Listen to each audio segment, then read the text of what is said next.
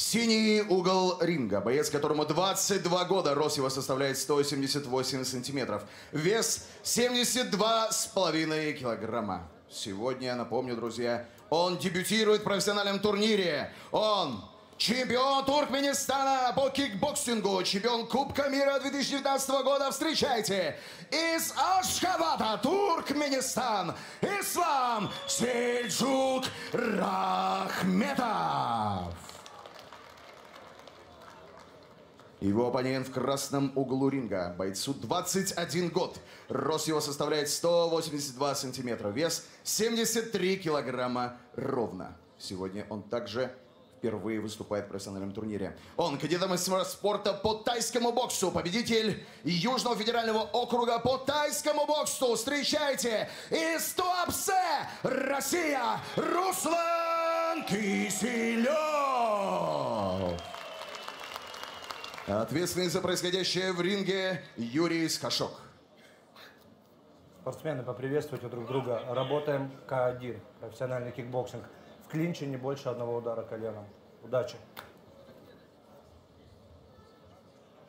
Ну что ж, прозвучало сейчас от рефери в ринге как раз то, о чем мы с Яном и говорили. В клинче один удар коленом. То есть такие старые классические правила K1, которые на заре этого единоборства, этого направления были и практиковались. Акция для всех новых пользователей от Winline. Удвоим твой первый депозит фрибетом до 20 тысяч. Наслаждайся боями вместе с Winline. И у нас достаточно активно начинают события развиваться. Ислам Рахметов сразу же пошел вперед. Он работает в левше.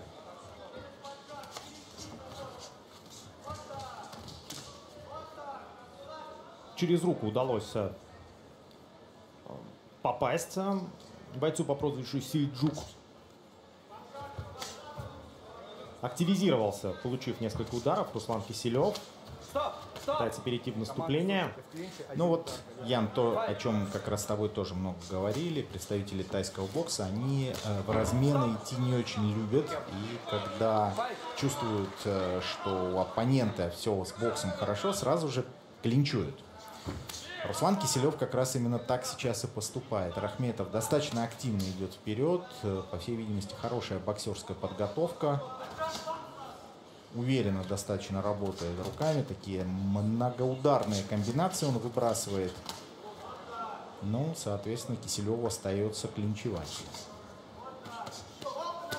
Хороший джеб. Забросил Киселев. Сразу же лоу-кик. Ну, это достаточно такая нечастая ситуация, когда оба спортсмена работают в левше, и как сами спортсмены обычно говорят, что левше против левши работать неудобно. Они привыкли против правши работать. Многоударная комбинация, плюс движение вперед от Рахметова очень агрессивно. Он ведет этот первый раунд.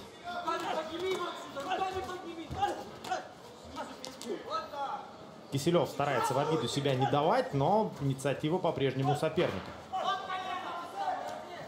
Напомним, дорогие друзья, что это гораздо более тяжелая весовая категория, чем то, что мы видели до этого. Здесь до 75 килограммов. Ну, как следствие, гораздо более тяжелые удары. Ну да, по классификации бокса это второй средний вес. Но по классификации ММА ближе к полусреднему. 20 с небольшим секунд до окончания первого раунда. Очень много бьет Рахметов. Да, большая часть ударов залетает в блок или мимо цели, но все-таки своей активностью он подавляет Руслана. И вот именно за счет рук. И об этом мы тоже говорили. В дисциплинах, таких как кикбоксинг, бокс оказывается очень часто решающим фактором. Именно работа с рукой. В весовых категориях, вот как раз сейчас очень хорошо видно, ребята заявленные 75, и такое ощущение, что они весят 75. Ну, может быть, немного гоняют. А мы с тобой прекрасно знаем, в ММА в 77 килограммов ребята залезают с 90. Технологии современного профессионального спорта, они таковы. Очень много приходится гонять. То есть, и плюс еще все это нарастает, потому что, помнится, там лет 10 назад феноменальным казался Майкл Пейдж, кстати, выходец из кикбоксинга, да, который был там ростом за 190, а сейчас чуть ли не каждый третий такого роста в полусредней весовой категории. Но наука развивается, скажем так. Наука развивается, плюс еще очень много от генетики зависит. Например, был такой боксер Макс Власов, к сожалению, он завершил свою карьеру. Вот он при росте за 1,90 м боксировал там 70 килограммов. Когда-то. Да, затем он подымался и в крузервейт, и в 79 он тоже выступал. Но тем не менее, да, вот человек с таким ростом. Все индивидуально, кто-то может, кому-то это тяжело дается. Но, во всяком случае, это большой дискуссионный вопрос, что с этим делом делать. Я имею в виду с весогонкой. Высказывался, например, Майербек Хасиев, если ты помнишь, да, на тему того, что а давайте все, каждый пусть дерется в том весе, которым он есть. Да? Какой-то лимит ввести, допустим, там, килограмм или 2 килограмма. И вот деритесь так. Ну, не знаю. Ну, спорный вопрос. Да, и так или иначе, ну, все это будет эволюционировать, возможно, когда-то и будет поставлена точка, но точно не в ближайшее время. У нас вторая минута, начинается второго раунда, но позволили мы себе, да, такой экскурс, потому что в целом-то... Рисунок-то не поменялся. Рахметов идет вперед, атакует, Киселев пытается как-то контратаковать. Вот сейчас, да, такая тактическая пауза небольшая. Формально попадание было тут без вопросов. Ну, если есть возможность сбить настрой, сбить вот эту атаку, а Рахметов хорошо разогнался, пошел вперед. И не удается как-то Киселеву что-то навязать, какой-то контраргумент предъявить Рахметову. Рахметов на руках очень хороший. Да, и при этом не думает Ислам Рахметов останавливаться. Смотрите, просто продолжает двигаться вперед и выбрасывать максимальное количество ударов. Его напор пока что, ну, лишь сдерживать может Руслан. И то, смотрите, совсем уже встал Киселев, принимает удары, лишь изредка контратакуя. Вот как раз здесь бы можно было и воспользоваться теми техническими элементами из тайского бокса, а именно прихватить колено, так как мы уже видели в первом бою сегодняшнем. Да, вот как раз с такой дистанции коленем по корпусу, да и в голову тоже пробивать можно и нужно. По-другому Ислама Рахметова Руслан Киселев вряд ли сможет остановить. Нужны жесткие попадания, нужно вот именно осаживать. Тут чисто теоретически можно и по бедрам коленями поработать вот с такой дистанции, вполне это можно делать. Но надо бить. Вот только Киселев начинает сам работать, у него начинает попадаться. Да, Рахметова сложно остановить, но тем не менее он тоже живой человек и не сможет постоянно принимать удар. Да, были эпизоды, когда Ислам Рахметов, ну, вот просто расстреливал в одну калитку Руслана Киселева.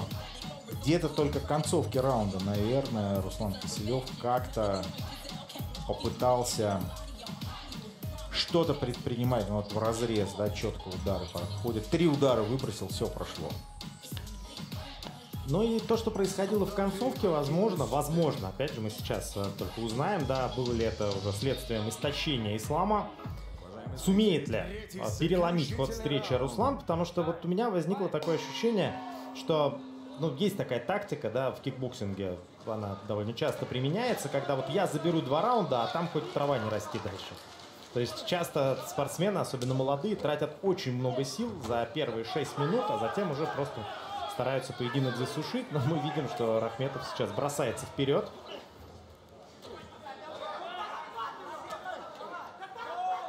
Здесь именно нужно какое-то тактическое решение Руслану Киселеву. Что-то ему нужно делать, вот, чтобы остановить Рахметова. Рахметов идет вперед, и явно на руках он лучше, мы об этом уже говорили. Что можно предпринять? Клинч, колено и сразу же добавлять руки.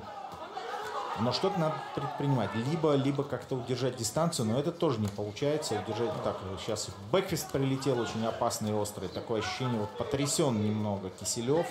Да, в режиме удары. берсерка просто работает Ислам Рахметов. Не останавливается ни на секунду, просто продолжает бить, выбрасывать удары. И даже когда пропускает он ответку от Руслана, там буквально через долю секунды вновь следует атака.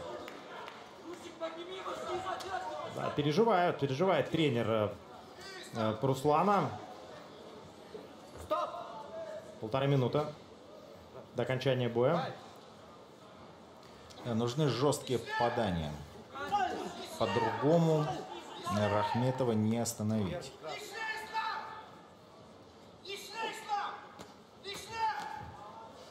Да, ну где-то на 10 ударов Рахметова 1-2 отвечает Руслан Киселев.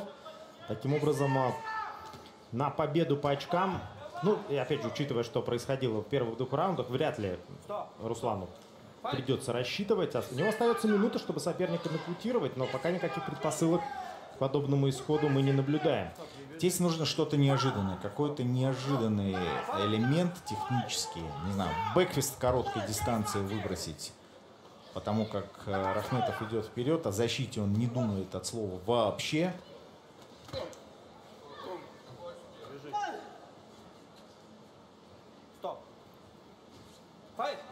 И если Рахметов и подустал, то он просто подустал наносить удары. Вот это бесконечная связка, бесконечная какая-то серия.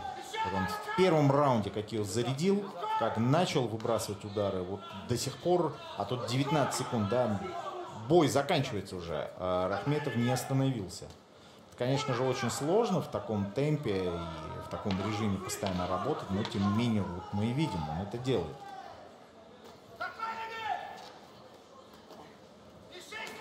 Заканчивается поединок. Время! Ну и здесь, пожалуй, без вопросов Ислам Рахметов.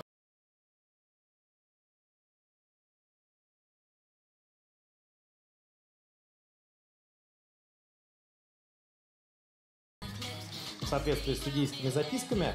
Но вот этот темп мне напомнил, во всяком случае, планку, которую для себя ставит Ислам Рахметов. Это то, что происходит в лучших кикбоксерских промоушенов. Я намекаю на Глори, потому что вот такой темп, когда выходят и просто лупят друг друга все 3 раунда, лучшие кикбоксеры мира работают примерно в таком. Но я думаю, сейчас вот именно в кикбоксинге сдает тон промоушен One, где собираются звезды, очень много звезд и кикбоксинга, и тайского бокса. Они как бы сместились туда, на азиатский рынок, и периодически там закатывают, ну, такие поединки, ураганные, просто пулеметные. Да, One уже вырастил целое поколение своих звезд. Зрители кикбоксинга Red Арены и трансляции. Аплодисменты бойцам! В третьем поединке вечера свою уверенную победу единогласным решением судей одержал боец из синего угла ринга Ислам Сельджук Рахметов. Ну что ж, здесь все предсказуемо. Его оппоненту Руслану Киселеву из Туапсе.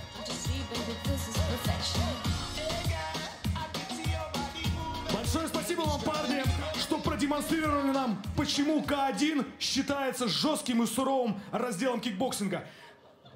Яркий, великолепный поединок. Пообещай нам чего-то такое, зачем мы в дальнейшем будем следить. Чемпионом мира, там, чемпионом галактики, бойцовского клуба РЕН-ТВ. Что ты хочешь? Спасибо. В первую очередь хочу поблагодарить людей, которые сегодня прошли. Туркменистан, Туркмен, если есть кто-нибудь. Альхамдулилля, спасибо вам, то, что пришли. Чего хочу пожелать? Ой, извините, Руслан. Спасибо большое. Очень большой. Первый дебют сегодня. Ой, хочу пожелать, я мечтаю стать наградным чемпионом мира. Но по воле Всевышнего Аллаха, как он даст мне возможность, я буду ее брать. Туркменистан, альхамдулилля, спасибо вам большое. Зал не сил. Лебаб, спасибо большое за подготовку. Спортмектеп, спасибо. Ой, великий, ой, Туркменистан. Ой, хочу сказать по-туркменски, пожалуйста. Если кто не поймет, извините. Хорбтлаг, аркадар, фердарым. Спасибо. Таоль. Мюркинчин, дорогой очень. Таолем. Ой, Аллах. Спасибо вам большое всем. Спасибо и тебе. Спасибо тебе. Будете следить за этим парнем? Совершенно точно будем. Спасибо.